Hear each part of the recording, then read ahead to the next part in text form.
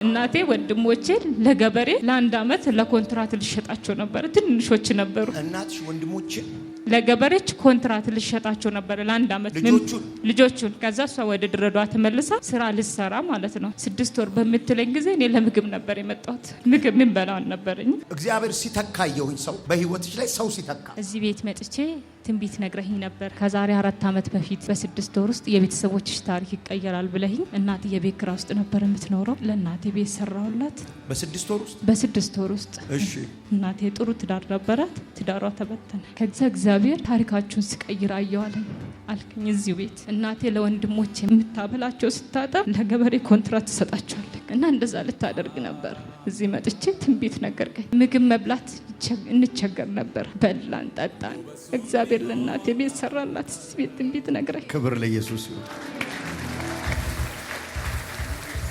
በመሀል ነገሮች ተበላሹብኝና እግዚአብሔርን አኮረፍኩት። ለምን አልኩት። ብዙ ተስፋ ያረኩበት ነገር ተበላሽብኝ። ምንድነው? ናይ ልገሪኝ በጆሮዬ። ታዲያ እኔ ነብይ አይደለም?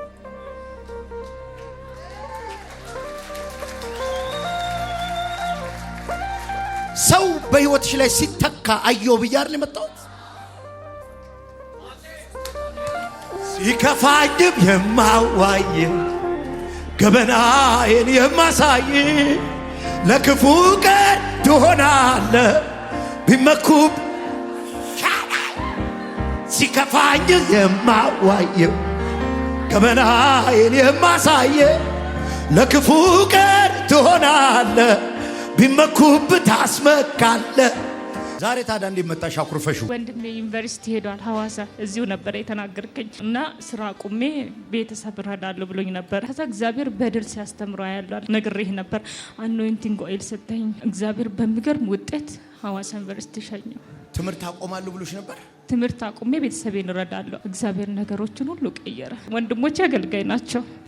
ሐዋሳ ዩኒቨርሲቲ ያለ ካሜራማን ነው። አብርሃም መባሉ ደግሞ የሙሉ ወንጌል ዘማሪ ነው። መድረክ መሪ ነው። ያንቺ ላይፍ ከዚህ ቤት አኖይንቲንግ ጋር የተገናኘ ነው። አሁን ምን ብዬ ነው ያስነሳውሽ?